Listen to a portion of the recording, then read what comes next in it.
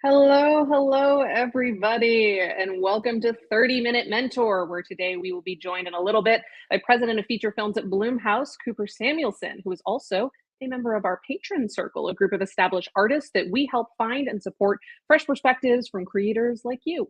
In fact, Couper himself actually helped the project Peccadillo hit their green light yesterday, which is very exciting. For those of you who don't know, the green light means that they hit at least 80% of their total crowdfunding goal, which means that they can officially keep their money, thanks to our Patron Circle generosity and specifically Couper's. My name is Brie Castellini. From those of you who don't know me, I am a filmmaker, the host of the filmmaking podcast Breaking Out of Breaking In, and Seed&Spark's film community manager. For those of you who aren't familiar with Seed&Spark, we are a platform built to support creators by providing tools for wherever you are in your journey through crowdfunding and education all the way to impact distribution. I also want to introduce and thank today's ASL interpreter from the sign language company, Bill Pugin, for helping us make this event more accessible. Now, before we kick things off officially, we'd of course like to acknowledge the land that we are all on is occupied territory. Today, I am coming at you from Tongva land, otherwise known as Burbank, California. But without further ado, let's bring on Couper. Hello, welcome.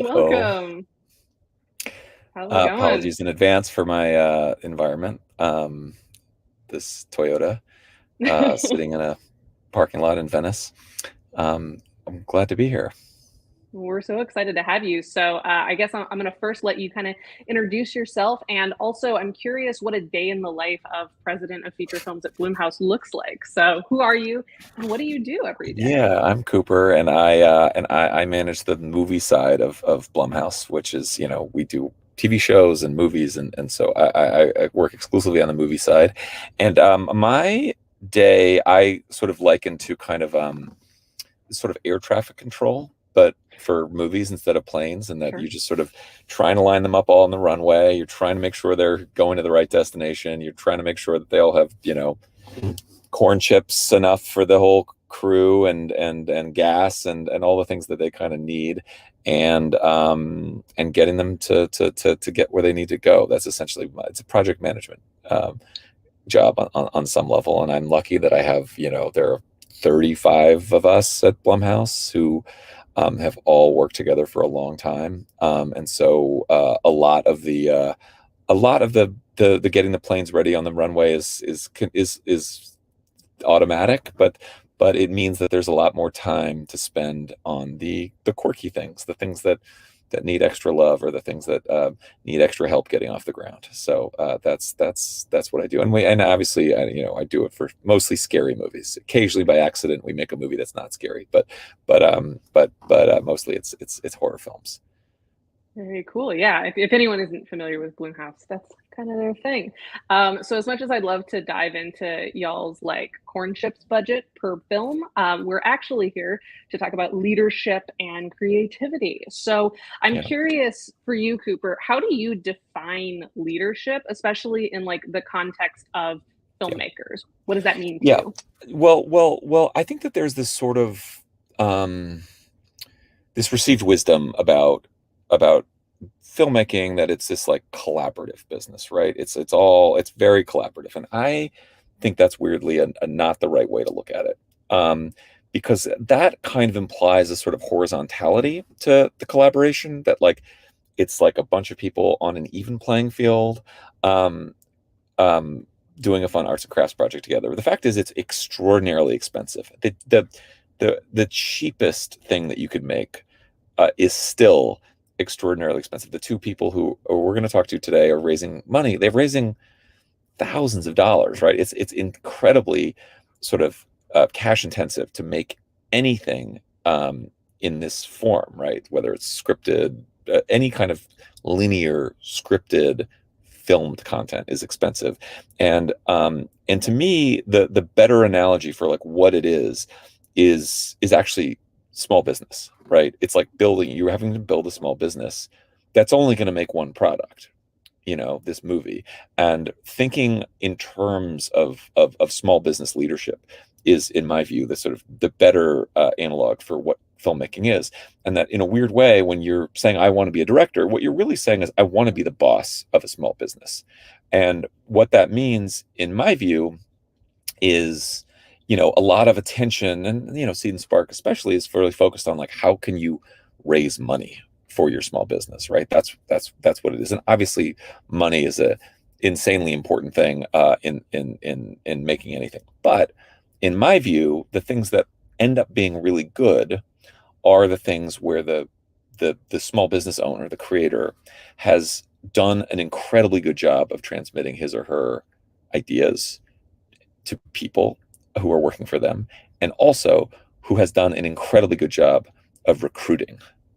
And I find my sister is a product manager at Pinterest, and she's worked in Silicon Valley for 15 years, and in my view, like a lot of and in her view too, like the what makes or breaks a startup is often has much more to do with who you got on your team than it does with how much money did you raise.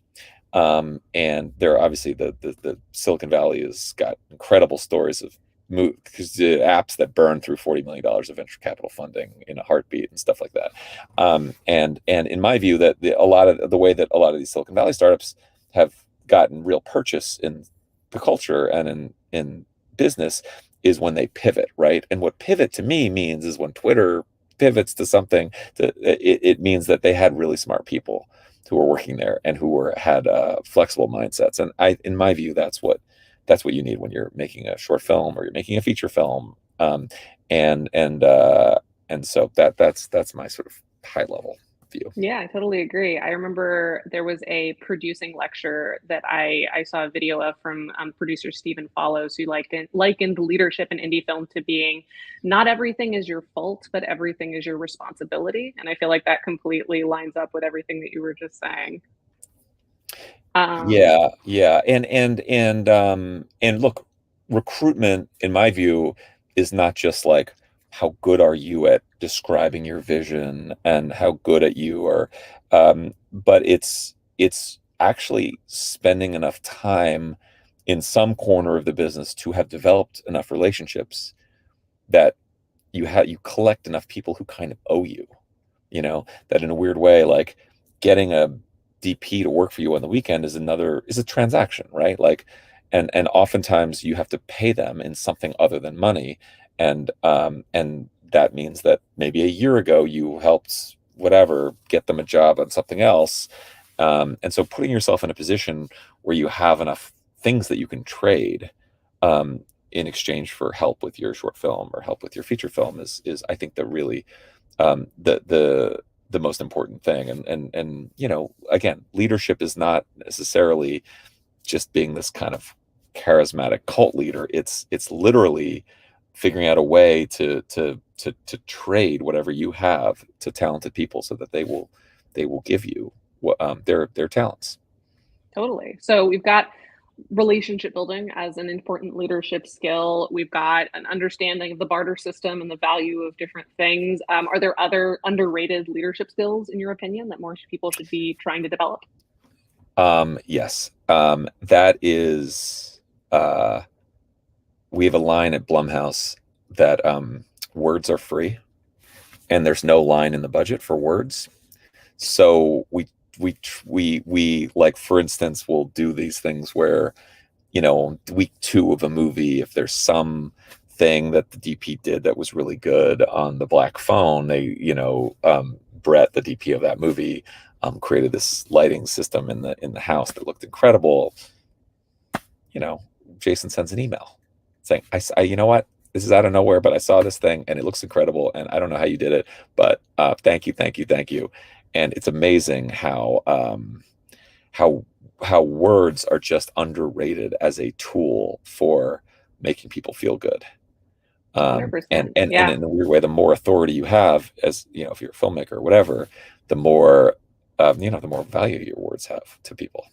Yeah, I think that's definitely true. I think that a lot of leaders, especially that are newer or getting overwhelmed, have a tendency to, if they don't mention it, it means it went well. If they do mention it, it means something Yeah. needs to change. And, that's not a great environment to be in. So that's a very good Yeah. point, is remembering to call things out when they're really good and not just when something needs to change. Huge Yeah. underrated leadership skill. Um, Let's talk about then imposter syndrome. Do you have any advice for battling that, especially if for folks that are maybe newer to filmmaking, newer to leadership? I mean, is imposter syndrome a real problem for emerging people? Like, I feel like Oh yeah. imposter syndrome. Really, I feel like I feel like I think imposter everyone syndrome is feels like much. an imposter at Everyone some feels. point. Yeah. I guess. I I think guess it's everyone I feels think like it's it. more like, am I really the one that's meant to be in charge? Even for people who it's like it's their script, they're the writer director. I talk to a lot of filmmakers. I have been the filmmaker where all of a sudden you find yourself being the one that answers all the questions and having serious doubts about whether or not that is the position you should be in. I don't know, man. I think that's a natural place to be, and I think that you're always going to feel a degree of unease, and that maybe this is not going to work. And in a weird way, I think, you know, I think that oftentimes filmmakers who are successful have to engage in a certain amount of delusion and sort of quixotic belief in the thing overall. Like I Fake it till almost you make it, kind of. yeah, or Breeze through it. yeah, or just make it until you make it. Like I've the faking, like I think you look, again, these things are incredibly expensive and time consuming and intense. And like, if you don't 100% believe in it, what are you doing? Like and yeah, I think that, look, there are so many other ways to make a living that are so much easier than this. You gotta believe it. One of the reasons that I sort of suggest that people go work in an agency when they're young is because I think it's good to put stress on your dreams, and I think that if you really, really want it and you really, really believe in it, that is necessary, but not sufficient, like that. And so, to go through the process of working at an agency, which is like a complete and utter hellscape, is a good test of like whether this is really whether this is worth it, or there's some other thing you can do with your life. Totally. And I also think that, you make a good point. Like, if you don't believe in it, what are you doing here? And I think that sometimes people forget that like, there's a reason that you wrote the script. There's a reason that you wanted to direct it. So remind yourself what those reasons are and let that guide you rather than I have to be 100% in charge all the time. I have to be perfect in order to lead. No, you just have to care in order to lead. You have to care. And again, the small business, I think, metaphor applies, Totally. right? Like, no one would start a small business where they were like, I think people want this, Yeah, nobody want like, to win. Like, no, let's yeah, experiment. exactly. This will be easy. Yeah. All right. Well, speaking of small business owners and somebody who recently raised 115% of his crowdfunding goal on the project Mysterious Ways, let's go ahead and bring up our first creator, Tyler Eaton, to ask Couper some questions about leadership in art. Hello, Tyler. Hello, Couper. Thank you so much Congratulations. Thank you for doing this. Thank you to Seed&Spark for letting me That come was on. that was a very good video, and it's hard to do direct address and the back and forth with your co-creator. So congratulations on achieving tone with a pitch video. It's just not easy to do. Yeah, that we actually shot it and then completely reshot it after looking at it. So I'm glad that paid off. But yeah, like your parents did a great job too. Oh yes, thank you. Yeah, and considering the subject matter of the film and that they're pastors, they're very good sports for being involved. But Yes. yeah, so we finished up like 5 hours ago. I'm very, very relieved. It's a horror comedy called Mysterious Ways. So now we have 6 months of prep, finding locations and finishing up casting and rewriting and stuff. So my question for you is, how do you balance trusting your own creative instincts on a project versus, accepting input from everybody else? Yeah. Well, so to me, when there's a disconnect between what your creative instincts are and what someone is saying to you that's different from your creative instincts, right? Like that when there's a disconnect, two things are possible.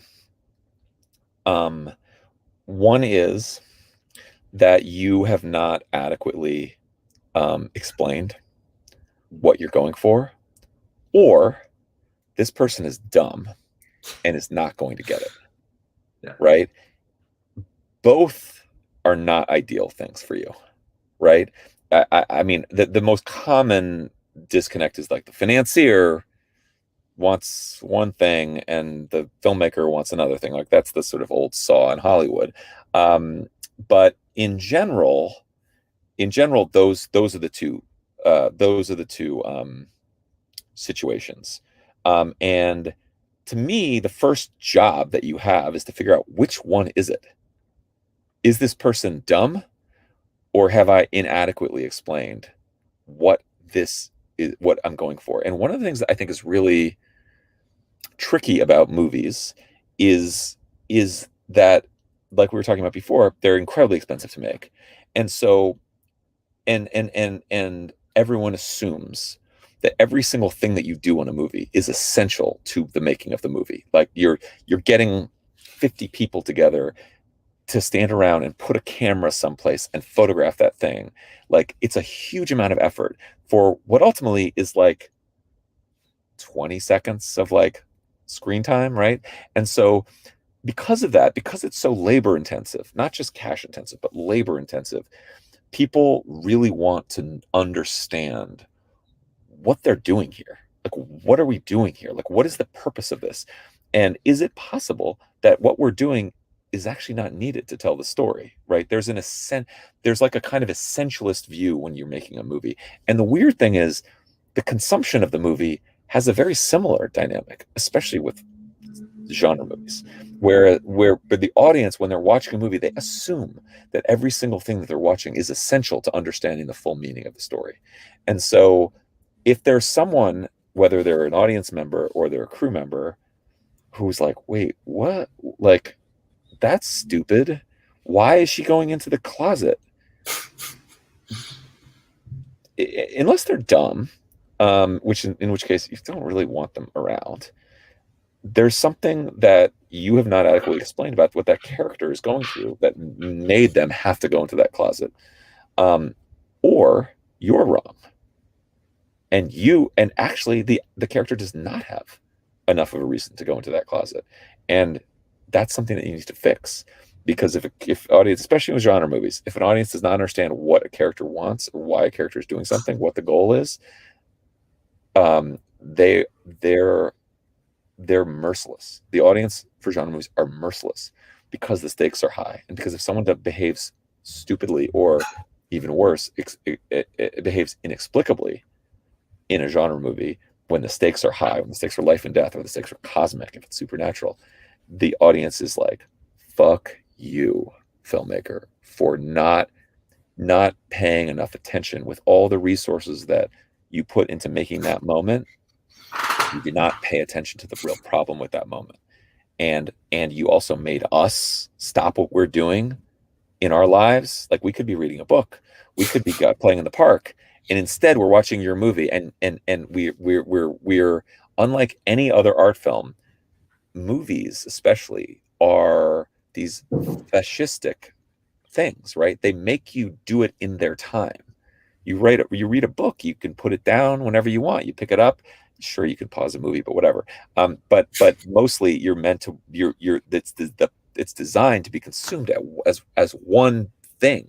And so it just, you can have a digression in a Kurt Vonnegut novel that goes on for 10 pages, and it's sort of it's its own point, because it's not making you sit there in real time and go through it. In a movie, you're forcing an audience to sit there. So anyway, this is a long way of saying, first try to figure out what category it is. Did you not explain yourself, or is this person dumb? And then make sure this person doesn't have any power over you if they're dumb, or make sure you're explaining it adequately if in fact they're not dumb. And don't hire any dumb people, as best I can. I mean, ideally. So far, so good. All right, awesome. Well, thanks so much, Couper. yeah, and thanks, Good Tyler, luck. for asking a great question. So now let's bring on our final creator for today's event, Carrie Carlock, whose Seed&Spark campaign for the feature Suffer is currently live. So go help her and her team get to their stretch goals. It's very exciting stuff. Link in the chat to help them raise that last bit of their budget. Welcome, Carrie. Thanks for having me. Hi, Couper. Hello. I love what you were saying about recruiting. And actually, we have this saying that we're looking for volunteers, not recruits. Like, we don't want to have to twist anybody's arm to come work on the movie, but, you know, we want somebody who has a great attitude about what we're doing. But I think especially as genre filmmakers, and we're making this, we're world building, like, right? We're you might not see the vision until the end. I think there's a huge risk for crew members, for producers. And often we feel like, hey, like, follow me over here. Don't worry about that cliff over there. You know, it's scary. And I'm just wondering if you have any advice about how to be a good leader and not like a snake oil salesman. How to encourage people to take that risk with you. Yeah. Well, I think that even when, look, your film is obviously set in a kind of heightened world, right? And it has a sort of, especially when you're dealing with sci-fi, it's like has a set of, or fantasy, it has a set of rules, right? Mm-hmm. Yeah. And to me, the thing that's always tricky, especially when you're starting, is right, convincing people that this will work, right? And in my view, the way to do that is to locate the sort of character fundamentals in very, very basic and relatable terms, so that you know, look, I don't, the rules of Star Wars are incredibly arcane. It's like, wait, there's a rebellion, and we're like, okay, I guess we're on the side of the rebellion, and there's the Empire, but what's their goal? Like, I guess they're just like into taking over planet systems. Like, who cares? Okay, but so it's very hard to describe all those rules. By the way, The Lord of the Rings opens with basically a 10-minute like video essay about like the ring and the and this army and that army, and like, I don't have any idea what is going on in that. but you do, one thing that you can relate to is the idea of being away from the center of everything and wanting to be part of something big, and wanting your contribution to the universe to matter. And that is something that anyone can relate to. And by the way, it's like, there was a movie, the first Pirates of the Caribbean movie, when that came out, like, it's like, wait, what are the rules of the pirates? And bring the British, where are they? They're in the Caribbean, and the bad guys are the British, I guess, but aren't pirates kind of bad? Anyway, it's so deeply confusing. But you get like Orlando Bloom, it wants to be part of something big, and he meets a roguish person with a funny ship, and he thinks he's connected to this royalty, and you're like, oh wait, fucking Star Wars, Right. just Star Wars with pirates. And they go to a place with cantina with weird people in it, and anyway, they do everything. That's but the point is, it's, if you have the more heightened and weird your world is, the more grounded and clear and legible your character needs to be. Right. And what they want has to be super clear. And people are like, wait, what are the rules? What are the rules about this? The way to hand wave is to be like, don't worry about that, but think about how harrowing it's going to be when she tries to get across that river, because her the goal on the other side is so palpable and so intense. I love that. Thank you. That's amazing. Just constantly thinking about just bringing it back to the goal. We had in Whiplash, there was all this material that we shot, which was really hard on a low budget to shoot, where Miles's character Andrew was going to maybe transfer to Columbia because he went back to the sort of junior instructor to say, like, what do you think? Do I think I have it? All this material that was sort of designed to say, this is what Andrew wants. And it turns out that him just listening to Buddy Rich playing the CD with the red brick in the practice room, and just like, oh man, if I could play like that guy, then that would be everything, That's all you need. That's all you need. And Right. then you don't have to worry about, like, wait, there's studio band and there's like Nassau band, and the one in the basement is like more important than the one in the So the too loft. much is too much. Is that what you're saying? Meaning cinema is very good at conveying Right. intense want, right? That's what cinema is good at. And so just, make sure that when you're telling a story and you're explaining to your crew what you're doing, it's like, this is what this character wants, and this is how we're going to actually communicate that. And the rest is, who cares? The rest is just the scaffolding. Right. I love that. Thank you. Awesome. Well, yes, thank you. Adequately answer the question. No, absolutely. That was great for me too. Yeah, great. So thank you so much to Tyler and Carrie for those so thoughtful questions that I was definitely curious about myself. Thank you again to Couper for your generosity and your time today. We loved having you. We love having you part of our patron circle, and we're glad to have you around, in a car, out of a car, wherever in relation to a car you happen to be at that moment. Our ASL interpreter, Bill Fusion, thank you again. Thank you again to the Sign Language Company. Thank you to Julie on tech, and to Danny in the chat, as always. And of course, to our wonderful audience for watching and engaging at home for this discussion. If you enjoyed today's event, make sure to check out more of our free events and workshops over at seed&spark.com/events. Thank you so much, everyone. Have a great rest of your week.